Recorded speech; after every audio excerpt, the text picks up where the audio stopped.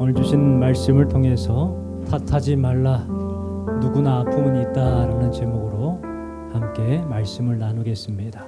우리는 살면서 항상 편한 삶 그리고 안락한 삶을 살기 원합니다. 그래서 노력하고 소망하며 부지런히 살아가지요. 그런데 막상 풍족하고 안락한 삶이 계속된다면 우리는 자칫 교만하거나 자신이 안락에 취해서 남들의 고통을 이해하지 못하는 무정한 사람이 될 수도 있습니다. 그래서 하나님은 시련과 고통을 우리에게 허락해 주시는 것 아닐까요? 시련과 고통을 통해서 하나님은 우리를 훈련하십니다. 다윗은 사무엘 선지자를 통해서 왕이 될 것이다 라는 예언을 듣고 또 기름 부음까지 받았습니다. 그런데 그 후 어떻게 되었습니까? 바로 왕이 되었나요?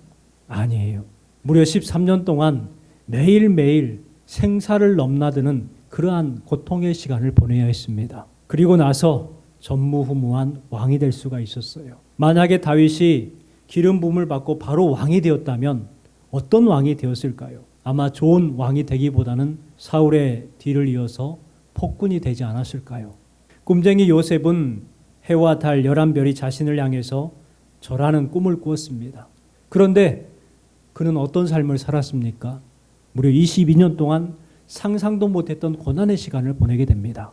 그리고 나서 애굽의 총리가 되었습니다. 만약에 요셉이 애굽의 총리가 바로 되었다면 그는 어떤 삶을 살았을까요? 아마 생각해보면 피해 보복을 하지 않았을까요?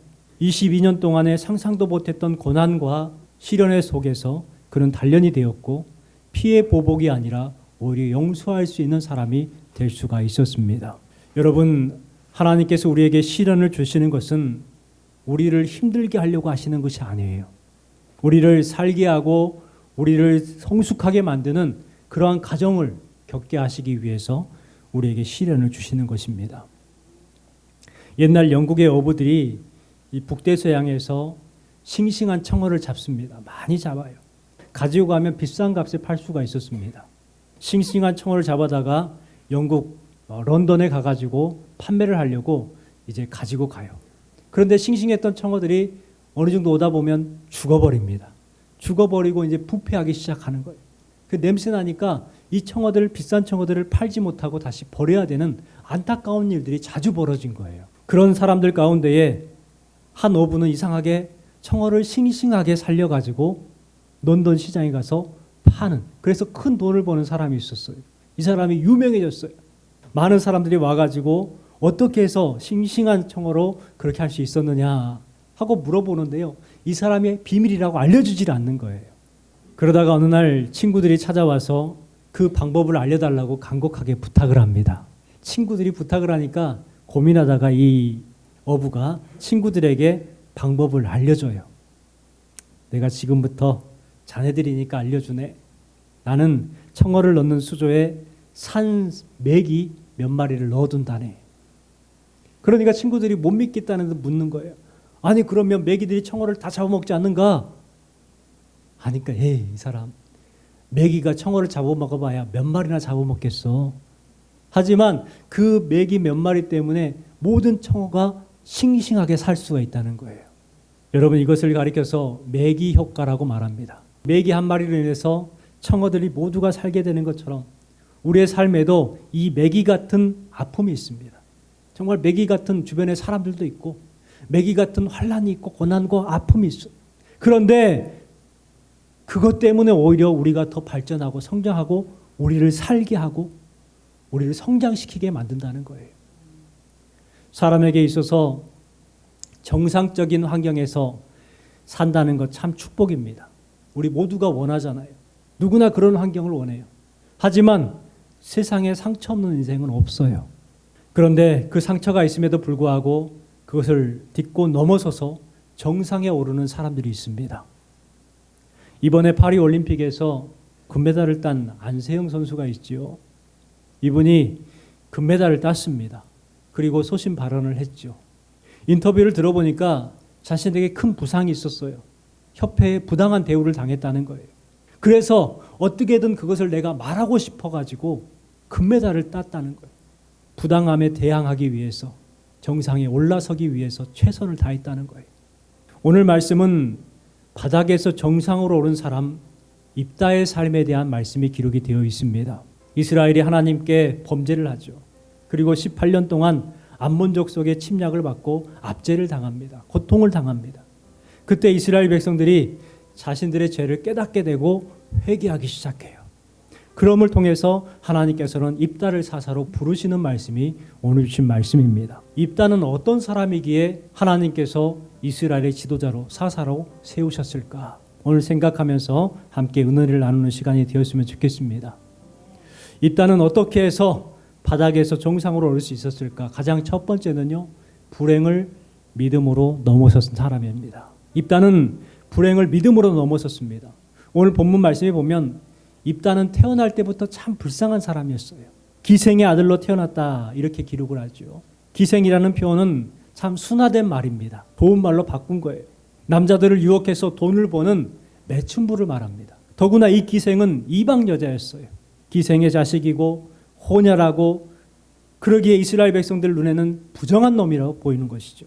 또한 기생의 어머니로부터 버림받았습니다. 그래서 아버지 집에서 서자로 지내면서 구박과 멸시와 천대를 받으면서 자랐어요. 또 다 자랐는데 이제는 형제들로부터 버림을 받습니다. 형제들이 서자인 입다를 아버지의 집에 기업을 묻지 못한다고, 기생의 자식이기 때문에 기업을 얻지 못한다고 쫓아내버린 거예요. 태어날 때부터 그는 약점투성이었습니다. 쫓겨난 입다는 고향을 떠나서 돕 지방이라는 곳에 생활을 합니다. 여러분, 이런 사람이 어떤 사람과 어울리겠어요? 좋은 사람들과 어울리겠습니까? 아니에요. 잡류가 그에게로 모여와서 그와 함께 출입하였다. 잡류와 어울렸다는 거예요. 히브리어로 보니까 직업이 없는 사람들을 잡류라고 말하더라고요. 떠돌아다니는 사람들, 건달들, 도적들, 그들과 함께 어울렸다는 거예요. 그런데 여러분, 여기서 한 가지 질문이 생깁니다. 입다가 어떤 잘못을 해서 이런 삶을 살게 되었을까요? 입다가 무엇을 잘못했기에 그러한 고통과 구박을 받으면서 멸시를 당하면서 집에서 쫓겨나야 했을까요? 입다가 뭘 잘못했어요? 한번 여러분 말해보세요. 입다가 뭘 잘못했어요? 입다가 태어나고 싶어서 기생의 자식으로 태어났습니까? 아니잖아요. 잘못은 없지만 입다는 진흙탕 속의 삶을 살아야 했습니다. 사람들이 이러한 환경에 처하게 되면 탓을 합니다. 나만 힘든 것 같고, 나만 불행한 것 같고, 그래서 신태 타령하면서 부모 원망하고 삐뚤어진 삶을 살아갑니다. 내가 삐뚤어지는 것이 정당화되는 것처럼, 나는 그렇게 살아갈 수밖에 없는 것처럼 그렇게 살아가려고 하죠. 삐뚤어진 삶. 그러나 입다는 달랐습니다. 그는 억울한 삶을 살았지만 삐뚤어지지 않았어요. 그는 잡류와 함께 살았지만 잡류가 되지 않았어요. 여러분, 우리에게 주는 메시지가 있지 않습니까? 우리가 세상 속에 살아가지만 세상에 물들지 않았다는 거예요.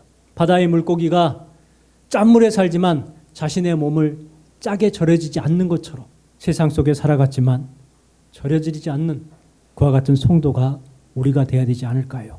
입다가 불우한 환경과 약점을 어떻게 이길 수 있었을까요?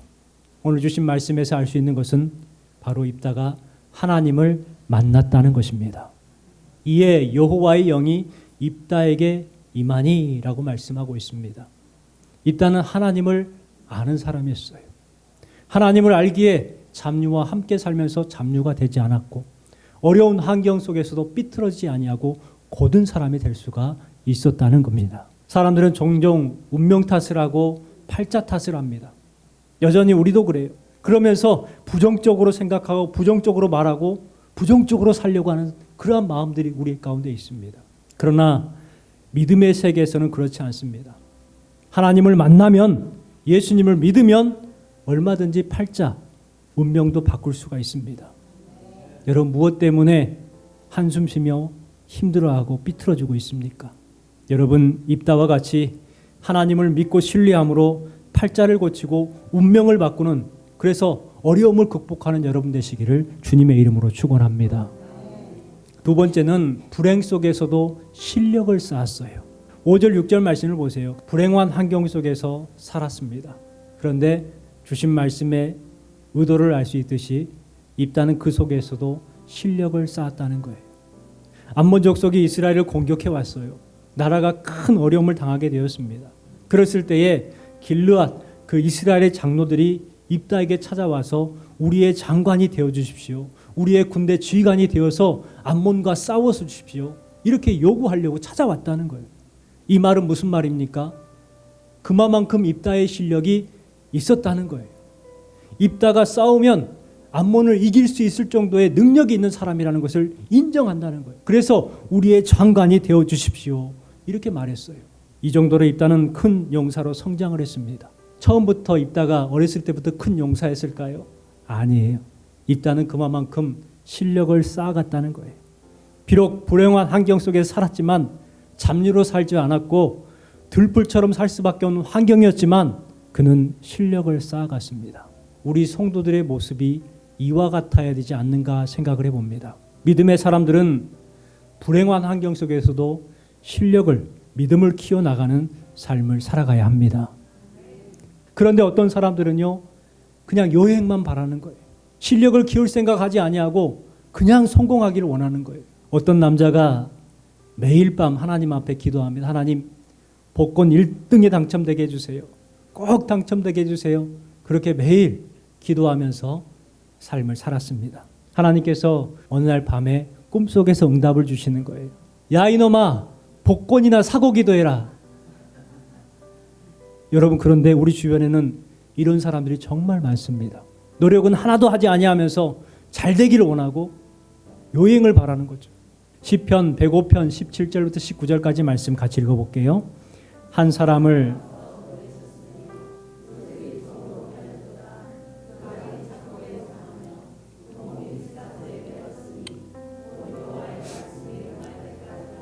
그 말씀이 저를 단련하였도다. 요셉이 총리가 될 수 있었던 이유를 말씀하고 있죠.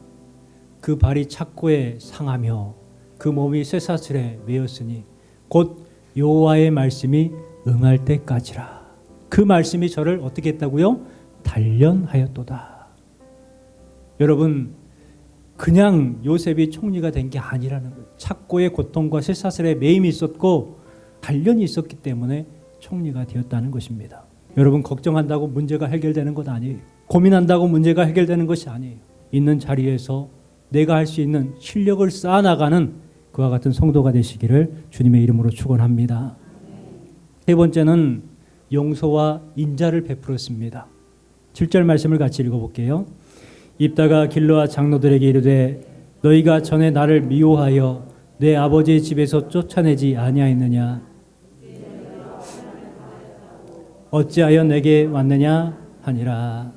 이 말씀을 보면 길르앗 사람들, 찾아온 길르앗 장로들이 입다를 어떻게 대했는지를 알 수가 있습니다. 고향에서 쫓김받을 때 얼마나 서러웠을까요? 상상 한번 해보십시오. 얼마나 고생을 많이 했겠습니까? 그런데요, 자신을 쫓아내었던 사람들이 암몬 족속들이 쳐들어왔다고 찾아와가지고 우리를 대신해서 싸워달라는 거예요. 얼마나 그 사람들이 미웠겠어요. 그래서 7절 말씀에 그렇게 이야기하잖아요. 너희가 전에는 나를 미워하여 내 아버지의 집에서 쫓아내지 아니하였느냐? 이제 너희가 어찌하여 환난을 당하였다고 어찌하여 내게 왔느냐? 염치 없는 사람들아. 이렇게 지금 이야기하고 있는 거죠. 입다는 얼마든지 힘이 있었기 때문에 찾아온 그 장로들을 해할 수 있었을 겁니다. 모욕을 주고 구박하고 그동안에 맺혔던 한을 풀려고 그들을 잡아 해할 수도 있었을 겁니다. 그런데 그는 미움과 증오의 감정을 앞세우지 않았어요. 여러분은 어떠신가요? 보복하려고, 복수하려고 지금 마음에 칼을 갈고 있지 않는가요? 그런데 입다는 얼마든지 그럴 수 있어요. 그런 마음을 품는다고 뭐라고 할 사람이 없을 것 같아요. 그만큼 힘든 삶을 살았기 때문에. 그런데 입다는 그렇게 하지 않았습니다. 11절 말씀을 같이 읽어볼게요. 이에 입다가 길르앗 장로들과 함께 가니 백성이 그를 자기들의 머리와 장관을 삼은지라. 입다가 미스바에서 자기의 말을 다 여호와 앞에 아뢰니라. 자기를 미워했던, 구박했던 사람들이지만 그들을 용서하고 그들의 대장이 되어서 전쟁터로 나아가 싸우기 시작합니다. 입다는 용서와 사랑을 베풀었다는 것을 알 수가 있습니다.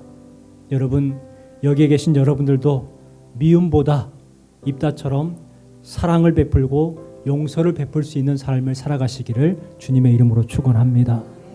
마지막 네 번째는 중요한 때에 하나님을 의지했기 때문에 그는 바닥에서 정상으로 올랐을 수가 있었습니다.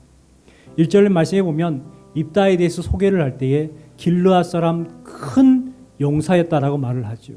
이것을 보았을 때에 그는 용사였다, 싸움을 잘하는 사람이었다라는 것을 알 수가 있습니다. 그렇다면 이 정도 힘 있는 사람이면 이제 장로들이 찾아왔을 때 뭐라고 할 것 같아요?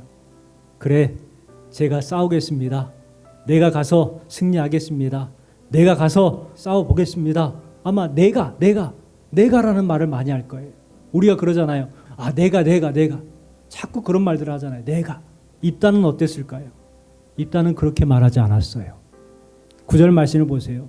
9절 말씀 하반절에 보니까 여호와께서 그들을 내게 넘겨주시면 내가 과연 너희의 머리가 되겠느냐? 하나님께서 우리에게 승리를 주시면 이라고 말하고 있어요. 내가가 아니에요. 또 11절 말씀해 보세요. 같이 읽어보겠습니다. 이에 입다가 길르앗 장로들과 함께 가니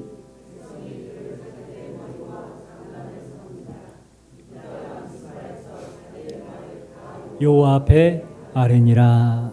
다 여호와 앞에 아뢰니라 이렇게 말씀하고 있죠.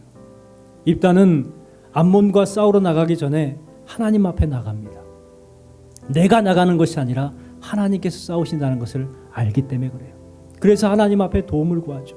이것이 믿음의 사람의 모습이에요. 저와 여러분의 모습이 되어야 된다는 거예요. 세상 사람들은 자신의 힘을 의지하고 나갑니다. 그런데 믿음의 사람들은 입다처럼 하나님을 의지하고 나갑니다. 여러분은 지금 어떤 삶을 살아가고 계십니까? 여러분, 우리도 입다처럼 탓하지 말고 불행을 믿음으로 넘어서야 합니다. 여러분도 불행 속에서 실력을 쌓으시기 바랍니다. 우리 장로님께서 기도하실 때에 우리 교회가 비록 임시처소에 있지만 잘 유지되게 하시고 성장하게 하시니 감사합니다. 기도했어요. 그 기도처럼 여러분, 우리가 임시적으로 와 있지만 여기에서 그냥 불행하다고 힘들다고 그냥 나태해 있는 것이 아니라 여기에서 우리는 실력을 쌓아야 되는 거예요. 실력을 쌓아야 앞으로 더 큰 교회를 이룰 수가 있는 것이죠. 여기에서 그냥 나태한 모습으로 있으면 나중에도 그러한 모습을 가지고 가요. 그렇기 때문에 우리는 여기에서 실력을 쌓아야 돼요. 그리고 또한 우리는 불행 속에서 용서를 베풀어야 합니다. 사랑을 베풀어야 합니다. 불행 속에서 우리는 마음 가운데 완악함이 들 수도 있고 또 배려를 잃어버릴 수가 있어요. 그렇지만 힘들기 때문에 더 사랑해야 되고 힘들기 때문에 더 용서를 베푸는 우리 교회가 되었으면 좋겠습니다. 그리고 가장 중요한 것, 힘들고 어렵지만 불행 속에서 하나님을 신뢰하는 성도가 되시기 바랍니다.